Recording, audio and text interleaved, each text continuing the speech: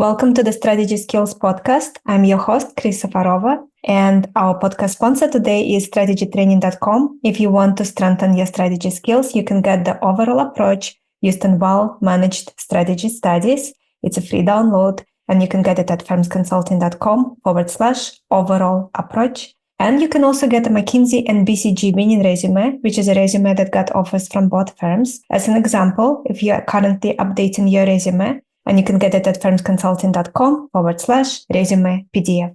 And today we have with us Ed Fidoe, the founder and CEO of the London Interdisciplinary School, which is the first institution in decades to be granted degree awarding powers from inception in the UK, and offers innovative interdisciplinary curriculum focused on tackling complex global issues such as inequality, sustainability, ethics, and AI. Ed, welcome. Thanks very much, Chris. It's good to be here. So let's start with your career. Could you tell us a little bit about the journey that led you to what you're doing today? Yeah, well, I mean, a lot of people have what we call squiggly careers, and I've definitely got a squiggly career. So I did quite a lot of acting when I was a child. I was on a TV show, but it wasn't something I wanted to do professionally. So I went off to university to study mechanical engineering, but I kept going with my theatre hat on, and I ran a theatre production company for a few years after I graduated from Imperial. And so I was putting on plays with a friend of mine until my late 20s. But then I decided I needed to make some money because I wanted to start a school, a K-12 school at that time. And so I joined McKinsey when I was 28, and they were the only people actually who gave me an interview. So I applied to Bain and BCG and Booz. I don't know if Booz were even still an independent consultancy, but I applied to them, and none of them gave me an interview other than McKinsey. And I later discovered it was arguably a mistake because it was somebody who was new to screening CVs, because I had a very peculiar CV where I'd been putting on plays in various different parts of the country. Anyway, she thought it was interesting, so I went for my interview there, got the job. I worked there for 4 years. I actually enjoyed it a lot more than I thought I would. But I left in 2010 to start the school because the government introduced a policy called free schools, which is like charter schools in the US. And so I left McKinsey in 2010 to start a school, and that was a K-12 school called School 21. We opened in East London, started with just 150 students. Now there's 1,200 students there. But by 2016, 2017, I was starting to plan the university, and then got going full time on that. And we opened the university in 2021. So that's a sort of, in a nutshell, what I've been up to since I left university in 1999. So you had this dream to open a school before you worked at McKinsey. Where do you think this dream came from? Yeah, I think sometimes with these kinds of ideas or dreams, it's sometimes hard to pinpoint where they really come from. But in some senses, it's easy because I went to a school when I was 4 years old that was a brand new primary school. So it had been started by some very young teachers in their 20s. Essentially in their own home, they'd sort of converted it into a school. So it was always the case for me that I thought, you can just go to a school that people have created, or you could start a school yourself.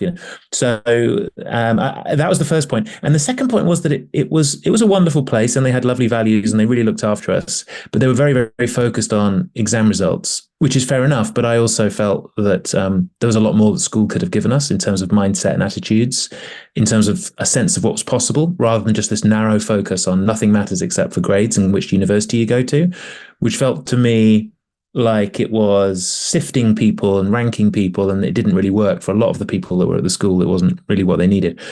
So I suppose that instilled in me this idea: you can both start a school and perhaps not like the one I went to, and and then I developed that as through my 20s. And I think as well, I thought it was a meaningful thing to do. And I enjoyed McKinsey, but I think at the end of each project, I'm not sure how much I cared about the work I did. I learned huge amounts and met fantastic people. And I can talk more about McKinsey if you want, but I felt like I wanted to do something that had real meaning. I think one of the reasons you mentioned, not in those words, that it could be done better. And I'm just thinking back about how I was going through my educational journey, even in school, and I had a music school, and it was just a tough time because they were all far away from home, and very little focus was on learning and enjoyment and curiosity. And it was more about the grades and exams and so on. And so there's a lot of stress, especially on young children, and they're not ready for that kind of stress. Yeah, I think that's right. It's too narrow. And I think specifically a problem for us at LIS is, or for me, and my motivation to start LIS was that it gets narrower and narrower. This is particularly true in the UK, where you choose 9 subjects at 14 years old, you choose 3 subjects at 16 years old, and then you choose 1 subject to do at university. And this seems crazy. And what it means is that you stop doing any drama or art or music at 16, typically, even if you're still doing it at 14, 15, which is also unusual. Or you might stop maths entirely. You might stop doing any kind of physics or anything, any numeracy after 16. And this doesn't feel sensible in a world that is, well, it's an interdisciplinary world in which we live. Everybody has to work with numbers and data in some ways. There's very few jobs now which are not touched by data collection, analysis, communicating insights from that data. There's so many industries that relate to the media in some way. Many of the largest companies in the world now are essentially media companies one way or another. And so understanding the arts and performance and how to appeal to sort of human passions and needs and wants is vital. And to stop doing that at 16 feels like we're not preparing people for success. Very true. Let's talk a little bit about your experiences during your McKinsey time, and then I would love to transition to what you're doing now. When you joined McKinsey, this is such a big difference compared to what you have done before. What surprised you? What surprised me, in part, was the attitude of the people was outward looking and interested in the world at McKinsey in a way that in theatre it was the opposite. And I've seen this true in other industries as well. So there's some sectors, I think medicine's one to some extent, certainly the performing arts and theatre. Politics is one, where people cannot see that there's another world outside of that sector. And they think that you're either successful in this sector or you're nothing. And in theatre, it's this zero-sum game. There's only so many theatres and investors and actors and parts, and if you need to get ahead at the cost of somebody else. Whereas in consulting, most people didn't pretend that they were deeply passionate about consulting and that there was nothing better in the world than consulting, but they were very interested, curious, very, very smart people who were interested in learning. And most of them were talking about what they might do when they left. And therefore, necessarily, everyone's looking out and thinking, what's out there in the world? I'm interested. And so I found these people to be, I made many more friends at McKinsey than I had done in theatre. So something about the people, the fact that, at McKinsey, I focused entirely on learning, basically. So I wasn't interested in ever making partner and staying. I was 2 years away from partner when I left, but I wanted to start school. So I'd never had any intention of making partner, which it freed me to choose lots of different sectors. So I worked across 14 different sectors in those 4 years on about 18 different projects. And what I loved was that every time I'd move to a new team, there's a new group of 3 or 4 really smart people who you'd get to know, and you could go up this learning curve really quite quickly and become kind of what they would call an instant expert. And of course, you're not really a true expert. You're not contributing to the field. You couldn't, really, really do the job, but you can learn you can grasp a surprising amount of content in a very, very focused few weeks of working on something. And we can come back to this, but this is a very important thing for our approach at LIS, which is that we think that people have too many silos around what they think they know and what they don't know. How were you able to acquire the skills so quickly? Because your background was so different. It's not as if you were preparing to join a consulting firm and have a problem-solving skills and all the skills that consultants need to have. I suppose the other thing, yeah. Okay, so the other thing that surprised me, and this links into how I learned, the thing that I found hardest to understand was what the output was. What was the work? Because remember, I was used to putting on shows which were extraordinarily tangible. So, you rehearse you have a script, you rehearse with actors after having auditioned them. You have to then sell tickets to hire the venue. You make the posters, you go out. So, all this stuff, you're creating a product and you watch it, them all on the stage, and then people clap. You go, yeah, we made that. That's something we made and that people consumed and we did it. And then you're in the back of a taxi heading home from a client and your team are kind of tapping into their laptop and they're making slides. And I'm like, yeah, but when do we do the real work? They're like, no, the slides are the work. And so this may seem obvious to people who have done more research as to what the job was, but it took me a little while to realize that it was essentially, advising is far less tangible. So it took me quite a long time. What helped me was I was good at two things. I was very good at maths. I'd done engineering at university, and so I could do any of the analytics reasonably straightforwardly. I had quite an analytical mind and engineering training. And I was a good communicator, which was more useful when I was a little bit more senior, when I was promoted to manager.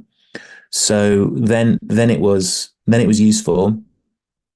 But also I was used to working in these kind of short bursts with a group of people towards a frantic deadline, and delivering on time and not panicking and being good under pressure. And those were a lot of skills I'd had as a child in television, and then as an adult in theatre. They did stand me in some good stead, but I learned a lot, and it took me at least a year, if not more, to really get my head around what the job was of being a management consultant. The thing I found hardest was the structuring, because that's a big part of what the job is, right? You're sort of structuring people's messy problems, and I found learning those tools and getting good at that. But once you learn them, you never forget them. You can kind of never go backwards. If you could give yourself advice before you started at McKinsey, what would it be? Well, I think, quickly learn the tools and practice. And some of these tools that everyone knows, structuring, using issue trees and kind of disaggregating a problem, picking it apart, all this stuff's really important. But actually, I think the thing that people might miss there is the network. The network, if you go to a McKinsey or Bain BCG, doesn't land in your lap. You have to work for it. It's not a thing. It's not a plug that you plug into when you leave and you've got the alumni. The alumni is simply the people that you met there, really. And so in my third year there, I made a very deliberate effort. I thought, if I'm going to stick around, I want to meet as many people as possible. So I got involved in a lot of kind of whole organizational activities, a lot of them sort of fun and social, but they would mean that I would not, they were constructive. We were kind of working on projects together, but they were not to do with work. So it was in the extra time that you don't really have, but you meet a lot. I met probably 100, 150 people across McKinsey, and it's not a huge office in London, sort of 400 consultants through doing that. And I met them and got to know them well enough that even though I left in 2010, all those people I could still get in touch with and regularly do. I met a guy today who came to visit the university, who'd worked with me back in 2008-9, and we vaguely remembered each other, and we chatted a bit, but he knew me because I'd done these projects, and we had a fantastic hour's conversation about what we're both up to now. So that's, you've got to put yourself out there. From your time at McKinsey, do you feel there were maybe 2-3 things that you learned that really changed the way you look at business or life, even now? Yeah, I do. I mean, let me be clear. There was lots I learned at McKinsey was fantastic, but also McKinsey's approach has inspired a lot of what we do at LIS, as in it's the reverse of what you do at McKinsey. Okay. So, so McKinsey's extraordinarily good at taking a problem and organizing it and structuring it and presenting it back or kind of organizing it in a way that it can be analyzed. And it's a reductionist approach. So you break problems up into bits, analyze each bit, put it back together in a slide deck, and you kind of do your exec summary on the front page, right? And this is very, very useful for CEOs who have no time to do this organizing in their head. They're finding prioritization hard. They're finding visualization of the problem hard. And this is a really, really important skill that it almost comes to the point where you go, this is so simple what we're doing. Is this really valuable? But coming up with a nice, clean way of structuring a problem, this is the 3 ways you can think about it, or here's the 2x2 matrix, the sort of famous thing. These are very, very helpful tools which CEOs just don't really have time to use. And even now when I'm running LIS, I don't use them enough because my head is not in the right kind of mental space. So the consultants can come in and have that clarity of thought. So I still use all the time. I use 2x2s with my team. I use issue trees to some extent. I find actually 2x2, I find coming up with original 2x2 grids is strangely satisfying for everybody else as well. And they go, oh yeah, that's interesting. So, one recent one we used was we were trying to figure out what kind of students we should be trying to attract to the undergraduate. Right? And we want to attract academically talented students, but we also want to attract students that wouldn't normally go to university. And I was saying, look, on one dimension, let's think about students that are probably not going to get into LIS, but maybe they will at a push, versus very academically strong. And on the other axis, we have people that are in school versus people that have been out of school for 3 or 4 years. And then we realized actually what we need to do in school, we're never going to get the students who are strong academically and from a widening participation background, as in a poor background, because all the universities are competing for them. What we're going to be able to do is go after the students who have been out of school for 2 or 3 years, haven't gone to university yet. Those are the people that we should focus on. And just being able to use these tools helps communicate to the team, okay, there's these different segments. Sounds very simple, but people don't take the time to do it in real life.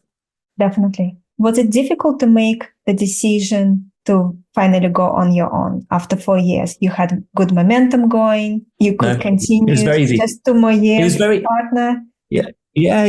But I had no intention. I didn't want to be a partner. I didn't. I joined to start a school, and then it dawned on me that this plan to make, it was sort of a 15-year plan to go to McKinsey, then perhaps start a company and make lots of money, and then start a school. The new government policy meant that this whole horizon came a lot closer, and I could quit in 2010 and possibly open a school within 2 years, which is what we did. I was explicit to my mentor there at McKinsey. I said, after 3 years, I was there for you. After 3 years, I said to her, look, I have no intention of being promoted again. Is that okay for me to sort of stick around? But I'll say no to things that are like extra work that will get me promoted. But she said, well, as long as you adhere to our values, then you're not going to get fired for that. I mean, eventually you'll either get promoted or you'll get fired because you haven't done all the things to tick all the boxes. But people would phone me up and say, oh, I'm going to Davos. Can you write me this speech? And I just say, no, there's loads of people would want to do that. And that's not me. Sorry. Because I don't need to do it because I'm not interested in getting promoted. So I had this philosophy where I'd stay until I did a project which I didn't enjoy, and I was still enjoying it. And then the election happened in May 2010, and so I quit as soon as the election happened. And I didn't regret it, but I never regretted going to McKinsey. It transformed my ability to do the school, and it completely transformed my ability to do the university. I would not have been able to do the university without what I learned at McKinsey, the people I met at McKinsey, and the credibility actually that it gives you as well. So it is hugely valuable. Definitely. You mentioned a few times you didn't want to make a partner. For listeners now who are considering that path, what were your reasons? Why not? Because I went for a different reason. So, and what you tend to, I went with a very specific, I basically went, and your plans never tend to work out, right? But my plan was go to McKinsey for 2. I was a theatre producer and I wanted to start a business. I was not going to be able to borrow money from a bank or get a VC backing with a theatre background. So I thought if I go to a top consultancy, it doesn't really matter which one. Maybe I can borrow money from a bank or go to a venture capitalist. And instead, I stayed a little longer because I thought this policy thing might happen. So I stayed 4 years, not 2. So, and a lot of people stay longer than they say initially. But they are very, very good at keeping you there. And so you have to keep an eye on that. The other thing I would say that I can give advice to people who think they don't want to stay too long, right? And don't want to get trapped. That I can give you advice because I think it's a fantastic place to go for a short amount of time and to learn, but you can get trapped. One way to get trapped is to get used to the money. And so I was trying to live within my means. I lived in an ex-council, ex-local authority house for most of my time there. So it meant that I could leave at any point and not have to worry too much about paying my rent. Another way to get trapped or sort of to go off the rails is to start to focus on something like making partner, which is something you never necessarily wanted, but because you're there, it seems like this really important thing. And I would just sort of say, well, maybe, but I saw a lot of partners working very hard and not looking very happy, and they're not learning that much more money until they get very senior. So just think carefully. If you want to make partner, there's other people you should talk to, because I didn't make partner, but basically, you have to go there and accept that you're going to learn. You have to listen and learn, and you have to be interested, and then you have to kind of follow your passion there and find something that you really want to focus on. That seemed to be what most people were doing who made partner. Ed, before we move on to the things you have done after you left McKinsey, I feel we need to step back to your time as a child being on TV. What do you think it gave you in terms of later in life, in terms of skills, mindset, anything that could be useful for our listeners? I think there's something big it gave me, and it wasn't skills, actually, it was mindset. So what it did for me was it debunked the idea that there are certain things that are not possible. So it made me think, so sitting as a child, 8, 9 years old, you think, well, being on television is, in fact, I said to my mum, I'd like to be an actor. Can you do that? And my mum said, no, that's, you need you can't be on television. There's various things you'd need to do that, or only certain people can do that. And then by some fluke, I went to this local audition, and one thing led to another, and the show became very successful. But you're there sitting watching the show being made. You're watching how the sausage gets made, basically. And it's not sexy. It's not magic. It's a diverse group of people, some of whom are just like the people that live down the end of your street. Most of them are like them, everybody, right? Except maybe the director, who's, very experienced, very talented. There's only a few people like that around. But you can see that this is just a bunch of cameras and wires and trailers and, clothes in wardrobes and makeup. It's just straightforward. And then you can kind of see how it then gets put together and edited and put on television. So the mindset was, you can think that something's not possible, but if you start to think about what actually it takes to make it or to get it there, and you pull apart each piece, you think, maybe it's possible. So when I said to people, when I was leaving McKinsey and I said, I'm going to start a school, only 50% of me believed I actually would be able to do it. The other half of me thought, what are you doing? You're an idiot. Of course you can't start a school. But when people said, how do you do that? I said, well, what do you think? What do you think? How would you start a school? And most people would say, okay, well, I guess you need to find a site. You need to find some teachers. You need to convince the parents to send their children. I'm like, yeah, it's a list. So they start putting a list together, and let's try and find a site, because there's no point convincing parents unless you've got a school nearby. So you need to find a site first. And so I was speaking to the government to try and find a site. And it's not rocket science. It just sounds like this fantastic idea. So I think that's what it taught me. And the other thing it taught me is that I don't want to be famous, because I didn't like getting recognized. And that's quite important as well. Yeah. Then do you remember at what point you decided you didn't want to be famous? Yeah, I enjoyed getting recognized the first time when I was about 10 years old. And I don't think I enjoyed it again. Not in a very kind of negative way, but sometimes in a pretty negative way. Nothing weird or awful, but it's very, very, very invasive. And this was before social media or camera phones. I can't imagine what it would be like now. I would get, people following me around a supermarket or something, or a shopping center, saying they're just bored kids who just got nothing else to do on a Saturday. So they just follow you around with your friends, and your friends say, Ed, you've been recognized. Should we just go home? Yeah, okay. So that's just boring and intrusive and low level, or I'd be in the supermarket and I'd say to my mum, I think someone's recognized me. Can we leave, please? Because I just feel so uncomfortable. And I turned into a dog in the show. So people were just shouting dog noises at me. So, so all of it. And I thought, you know what, if I'm more successful, then I'm going to get recognized more. And if I'm not successful, and I saw quite a lot of unsuccessful or not that busy adult actors coming to the show to work on the show, and they would be sitting doing very little all day, reading the newspaper, getting bored, go and do their 15 minutes of filming. And I thought to myself, and this is a day where you're working. So, what are you doing when you're not working? So I just thought, well, acting for me was either being more famous, which I didn't like, or not having much to do at all. So by 16, 17, and it was very important to me to go to university. My family hadn't been to university before, and so I really wanted to do that. And so I liked acting, but I didn't like acting on television. Thank you so much for sharing it. So let's move on to what you are doing after McKinsey. Take us through that journey. Yeah, so I left, and I had to generate income. I wasn't independently wealthy. I was still living in my quite cheap flat, but I needed money. So I did two things. I started the project of the school. So I had to find a head teacher and a site. And I was lucky enough to get introduced through my McKinsey network to a fantastic head teacher, a guy called Peter Hyman. So that was one half of it, but that was going to make me no money. And I was never going to be a teacher there. So I wasn't ever going to make any money from the school. So I needed an income. And the other thing that McKinsey gave me, which was brilliant, was credibility in setting up a small consultancy, which I focused mostly on education clients like Eton College, which is a famous school in the UK, Cambridge University, LSE, some other school chains, and then some media companies like the Guardian newspaper.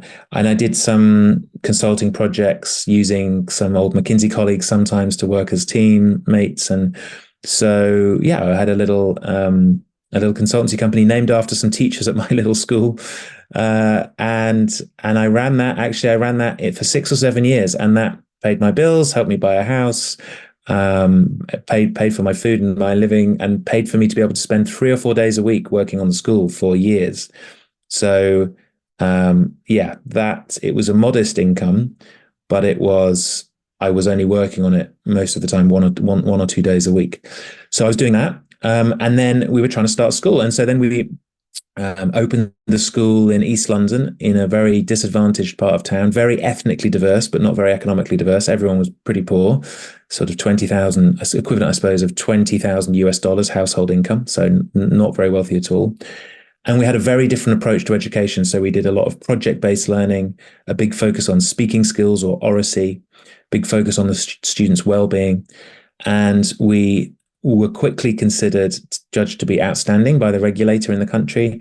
And by year 5, our students were starting to take the national exams, and they were achieving the top 5% of scores, despite being really in the sort of bottom 20% of income. So the model, although it was innovative and very different and very project-based, was also getting outstanding academic results. And that was quite a journey. It was an extraordinary thing, very moving, way less intellectually challenging than doing consultancy projects at McKinsey. So, I was working with builders because we were renovating a school for about 2 years. So I was working with builders on kind of prosaic things about what kinds of concrete should be going in the foundations. And when you're running something or involved in running something, it's 5% strategy or 2% strategy. When you're working as a consultant, it's all strategy, right? It's all fascinatingly intellectual. But there was a difference between, at the end of the year, the satisfaction and sense of purpose I felt through having started the school was very great, but my intellectual stimulation hadn't been as much.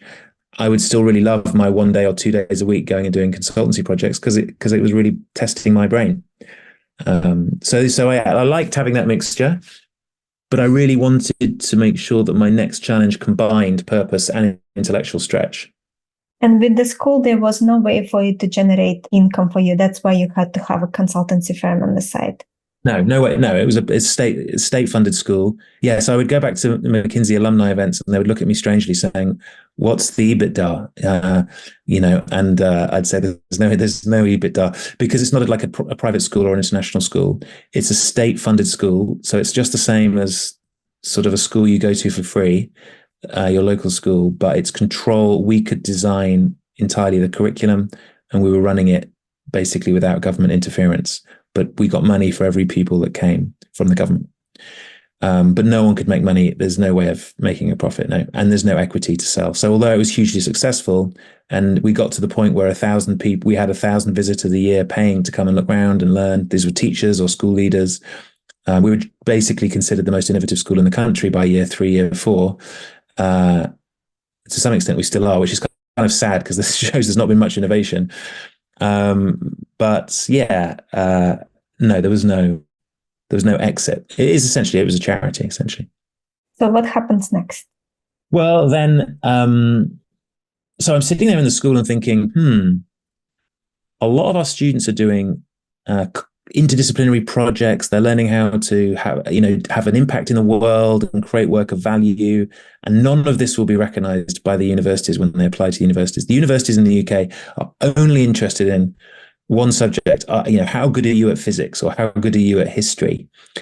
And they want to see your exam results and really nothing else. That's true. And most of them will admit this. This is not hugely controversial perspective. This is generally what they would categorize it as true. So I thought, how do we change this? Because it's having this narrowing effect on the entire school system in the UK.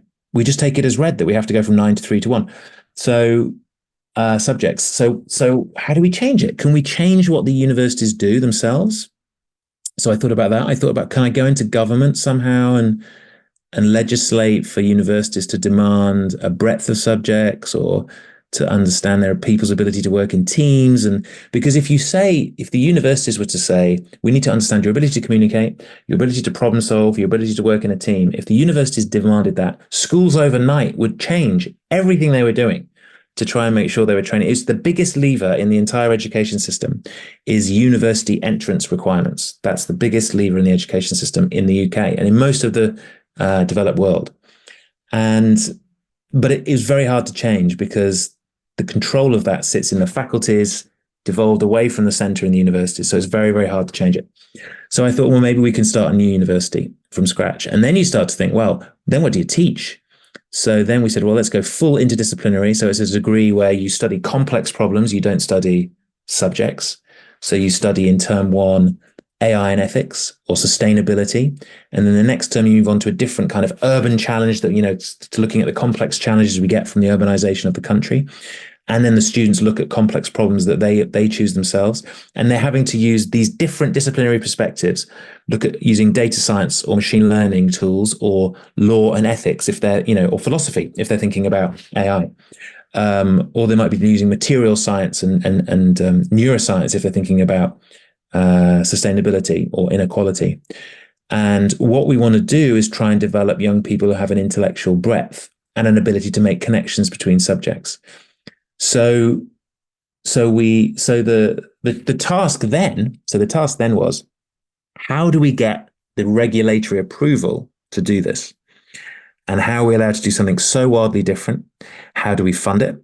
And all of these challenges were harder than starting a school, because the legislation was it was a very difficult hurdle to get over.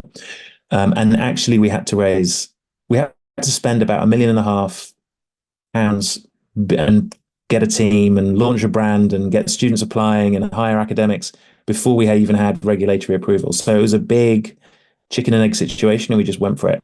And so there was a big hurdle, really, a big barrier to entry, which now that we're through it, I don't mind. And then the question of funding, was no government money this time, plenty of government money for the school, no government money for the university.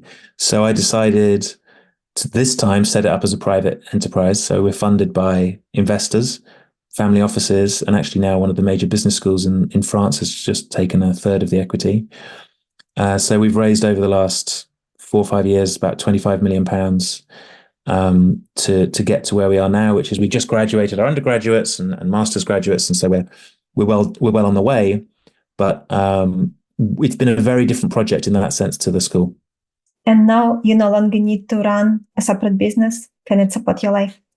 I don't, because the difference now is that I'm the chief executive, so I have a proper salary. I report to the board, like any chief executive has to do.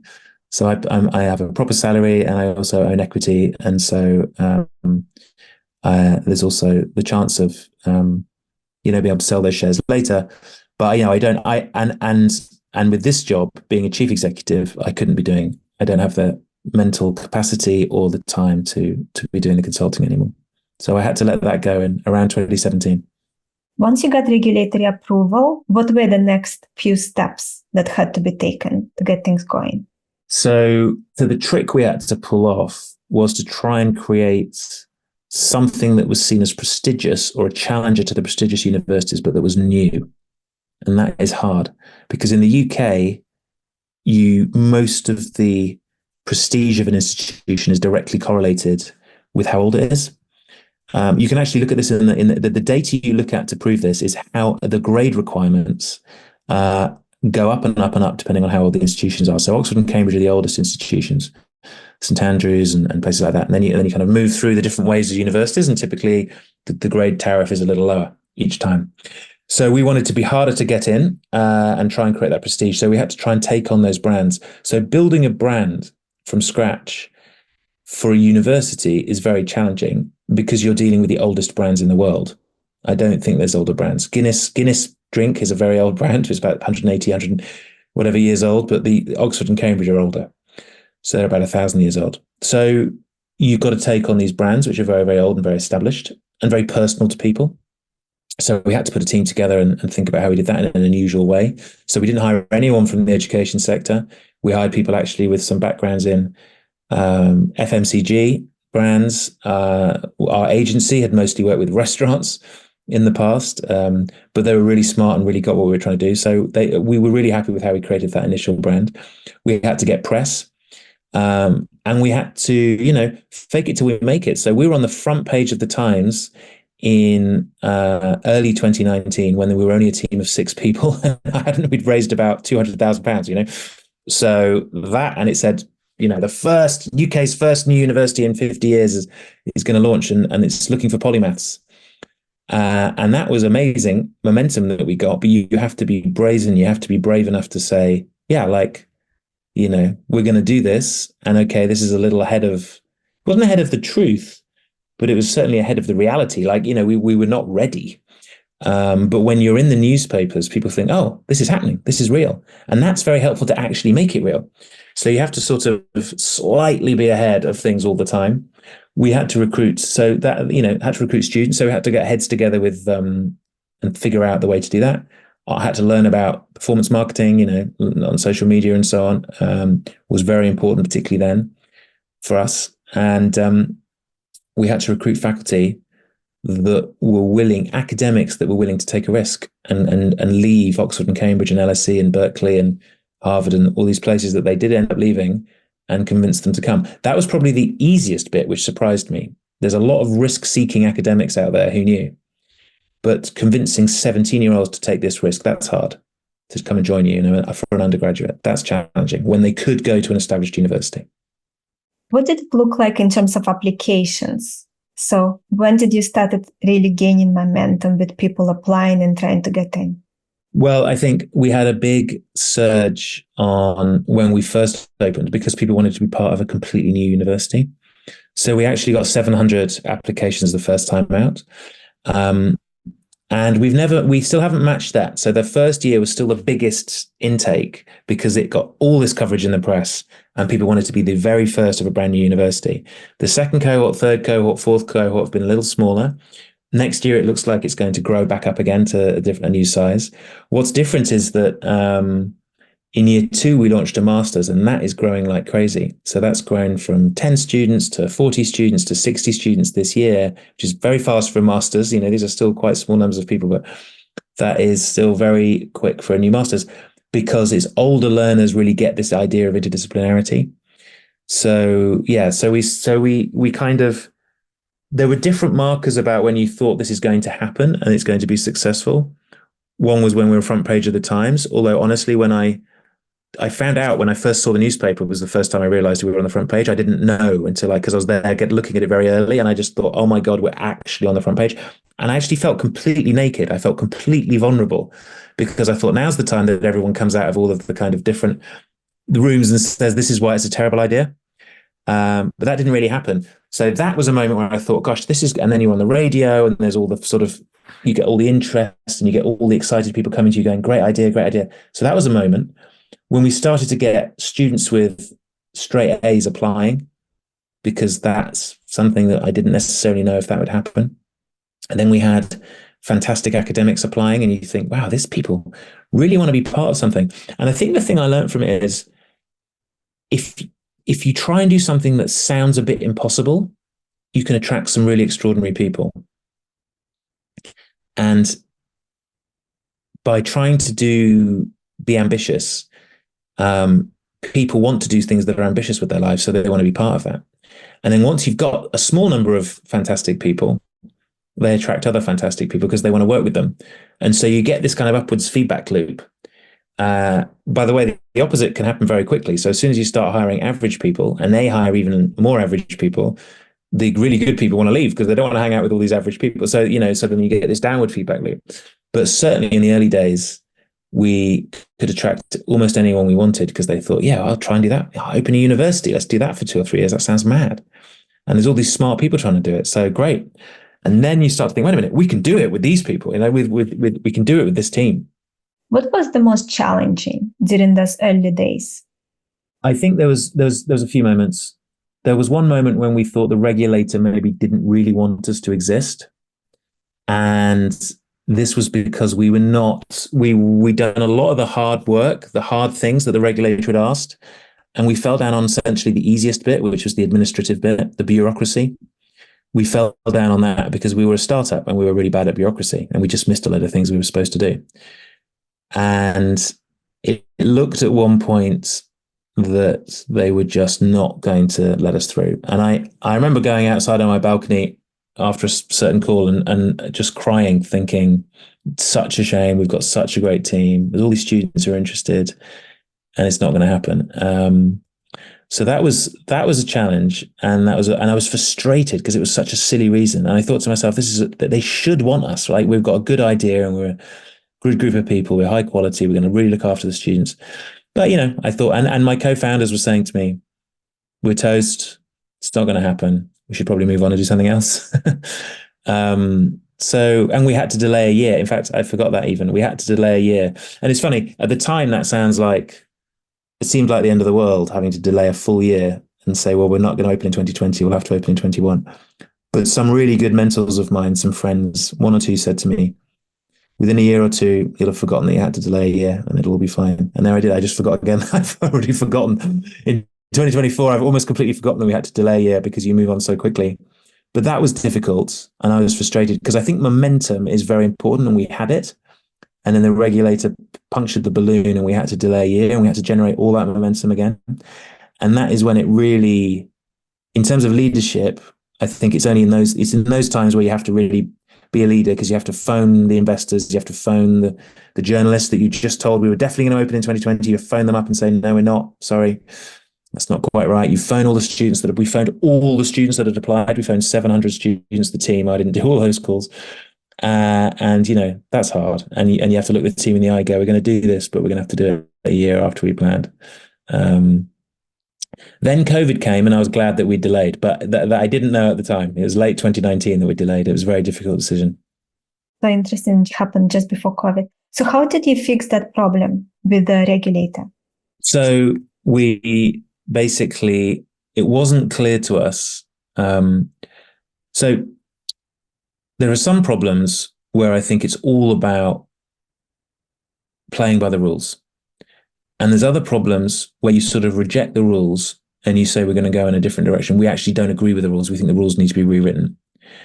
And at various times with the regulator, I had gone down to meet with them and said, look, the way the demands you're putting on us to be financially secure for 5 years right from the start is a bad rule. You're not going to get new entrants. You won't get us. You have to think about this more like a startup. We're going to get funded in waves every year, every 18 months. Why don't you put in checkpoints? So we got them to rewrite the rules. With the bureaucracy bit that we failed on, we needed to play by the rules. And I am not great at that, right? So what I did was take somebody in the organization who is an absolute expert at figuring out what the rules are and getting an A-star every single time, getting a first class every single time. And that's what we needed. And I said to him, you're a dictator. You have complete control and powers. The entire team is at your disposal. We will do what you want to do. I will help, but you know how to do this. You can figure out how to do this better than me. I gave him 2 of our best people to have it sort of 24/7. And, in 3 months, he cracked it. And, we gold plated it. We weren't quite sure how high we had to jump over the hurdle. So I think we jumped over the hurdle by the second time by about a mile. We wrote 1 million words in our application, 1 million words. It's something like, it was thousands of pages of documents that we submitted. You do it all with ChatGPT now, probably, but this was 2019 or 2020 then.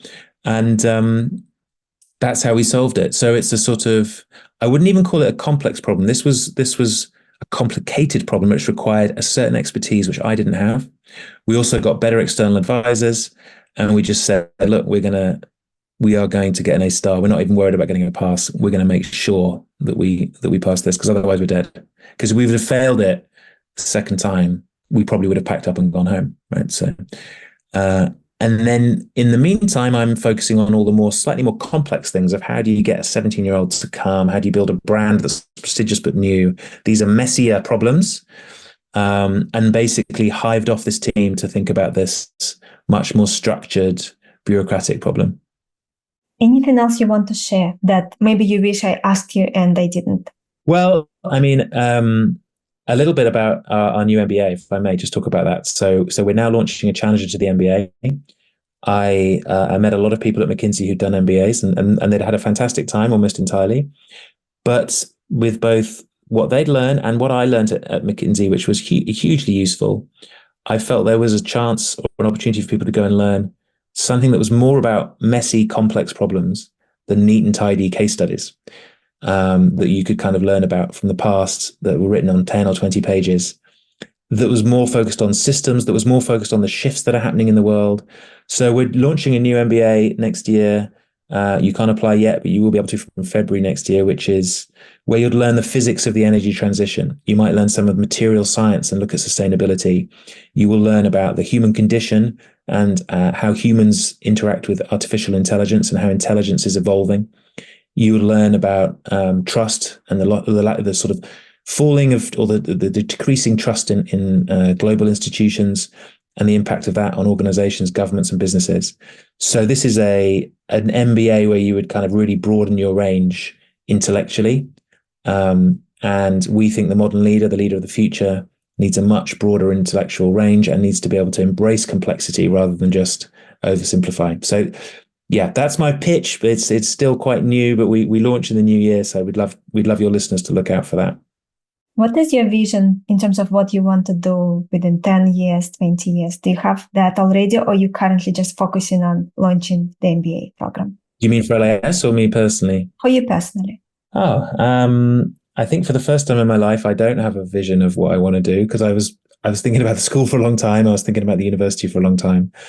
I was thinking about, I guess, theatre and stuff for a long time when I was younger. I've thought about politics. Well, let's put it this way. The problems I'm interested in, so inequality in housing, I care a lot about. I care a lot about low quality, we have high employment in this country, but quite low quality jobs. I care about areas of the country that have been left behind. I'm from a left behind part of the country in the Midlands in the UK. I'm not from London. I've lived here 25 years, but I care about that. And these are problems that can't really be solved by business. They're solved best by, I think, by government. And I've looked at government and politics and so on, and I'm not sure that's what I want to do because of other reasons, right? It just doesn't, it doesn't look hugely attractive. And so I'm in a bit of a bind now. I'm enjoying running LIS. So probably I want to try and create this job or shape this job so that I can do it for as long as I'm good at it. And afterwards, I'm not sure, but thanks for the question. Ed, what do you think will happen within 5-10 years in terms of changes that we will experience in the world because of AI? Well, I think I've thought most about this from a perspective of education, but most of your listeners have either been through education, going to go through education, or have children that are going through it. So, if you think about our education system, a large part of it in the humanities has been about writing an essay or, writing about something. And there's this very big question about how important writing is going to be as a skill in the future. So organizing our thoughts is useful, editing and spotting errors is useful, but how do you educate in a world where essentially you're not going to be able to write an essay that's better than ChatGPT unless you are in the top 1 or 0.1% of the population? What should we be, and how do we educate for that when that is a tool that just exists everywhere? And I think that is a big challenge. I would imagine, my personal feeling is that the current time in AI is a little bit like that time after electricity was invented. Electricity was invented, but it wasn't really being used and applied by factories. Factories hadn't reorganized from being steam powered to being electricity powered. So Henry Ford hadn't yet said, hey, this can all be on one level. We don't need to organize this around a chimney. This can all be flat on one level and we can create an assembly line. That was 40 years after electricity was invented. So I think we're in this in-between time with AI where we're starting to do a few small solutions, some teams who are looking at certain risks might have moved from 14 people to 3 people because they're using AI. But very few people have thought, how can you completely reorganize an entire organization, but actually a sector and industry by using artificial intelligence? I think people are scared of that. People are talking about how it's going to happen, but it's not happening yet. But I'm not sure we need much more technology for that to be possible. And I don't think it's going to take 40 years, let's put it that way. So I think we're going to start seeing some major changes to the shape of organizations, and people are only just starting to get to grips with the implications. I talk to people leaders at PwC, KPMG, the Big Four, and they are not employing as many junior people because they don't need to because of AI. And so the shape of their organization is changing from a pyramid to something that looks more kind of pear-shaped. But then what does that mean for their leadership progression and their pipeline of people in the future? And they're still wrestling with this thinking, God, but where does it end? Because once you start to pull on that thread, the whole organization could look completely different. And I don't think people actually want to think that through yet, but they'll need to. For people listening to us now, leaders within large organizations mostly, what do you think is a skill many of them may not be paying attention to, but they should be focusing on strengthening or acquiring? Yeah, so I feel strongly about this. I think they need to think about broadening their range of knowledge in a way that is not just focused on being instrumentally useful to work. Let me explain why I think this is important. So we get criticized a lot saying, how is this applicable? How is it useful? And we can become a little obsessed with efficient learning. I want to learn this because it's going to help me do that. But broadening and reading and just kind of dipping into different fields like the arts, like sciences, revisiting things you maybe studied at school but have forgotten, looking at history. You never know when you're going to need what you might consider redundant knowledge, and you're going to need to draw on it. It'll help you reframe something in an unusual way. And when we face crises, which we struggle to tackle in the future, like we struggled with COVID, like we struggle with wars now, because we in many parts of the world, we haven't had wars for a while. We're going to need to draw on this unusual knowledge that we don't normally need. By definition, to come up with new inventive solutions, it's not going to come from the things you've been using every day, because otherwise this wouldn't be a problem. We're going to need to create new solutions and draw on knowledge that we've gathered that not everybody else is doing and that may have seemed random at the time. But it really broadens your intellectual mind. I think there's a benefit to broadening your intellectual range. So be careful about over-narrowing and over-fitting your knowledge. I think it can create fragility, and it can make you not very resilient. If there's a major shift in your industry and you needed to reskill entirely, it could be a dangerous place to be. Yeah, then for yourself personally, are there specific topics you particularly pay attention to in terms of acquiring that knowledge? I think, no, I'll deliberately say no, because if I prescribe it, then we go again, concentrate, we find a concentration or a key to unlock. I think the secret, if there is one, is to get good at reading and long form reading. So revisit again books, maybe fiction as well, but non-fiction, in areas which you find really interesting. Try and avoid kind of quick fix books, the sort of books you might see in the airport, which is you sort of, here's just one thing you need to know. And it's the way, read books from people that have studied certain fields like sociology, anthropology, psychology, neuroscience. And they've looked at these their whole life. They've looked at it for long careers and they're writing their best works. Be very discerning about what you're reading. But I have, in the last 3 or 4 years, gone really deep into areas, particularly around class and social mobility, and read around it and it has just helped me understand people and society in ways which I'm sure helps me do my job. You can make the connection very easily, but it makes me feel like I understand the world better. And once you start to learn in this way, it becomes addictive. And honestly, people will find you more interesting. You will be able to draw on this in whatever work you do, because humans enjoy, human behavior, if you understand it. It's not, it's changing in some ways, but there's something about the human condition which will endure forever, I think. So, spending time understanding it is never time wasted. Ed, where can our listeners learn more about you? Anything you want to share? Well, they can follow me on LinkedIn, Ed Fidoe. I'm not on other social media, actually, but I do post on LinkedIn every now and again. And the LIS.ac.uk is our university. So do go and have a look. You can find out lots about it on the website, and you can follow LIS on Twitter and X, Instagram, so on there. Thank you for the work you're doing for the world. I actually really personally appreciate you as a person and your drive to do things that really lift people up and lift them up long term. I think that's very, very important work you're doing. And I think I'm actually really looking forward to see what you will be doing next. I'm sure it will be something very worthwhile. And I'm looking forward to maybe having round 2 discussing your next adventure and journey and contribution to the world. Thanks, Chris. Well, I've really enjoyed the conversation. It's very nice of you to say all of that. I think my partner wants me to take a rest for a bit after this project, but let's see. Maybe it'll be something exciting. For everyone listening, thank you guys for listening to us. Our guest has been Ed Fidoe, and our podcast sponsor today is strategytraining.com. If you want to strengthen your strategy skills, you can get the overall approach used in well-managed strategy studies. It's a free download, and you can get it at firmsconsulting.com/overall approach. And you can also get McKinsey and BCG Benin resume, which is a resume that got offers from both firms. And you can get it at firmsconsulting.com/resume PDF. Thank you for tuning in, and I look forward to connect with you all next time.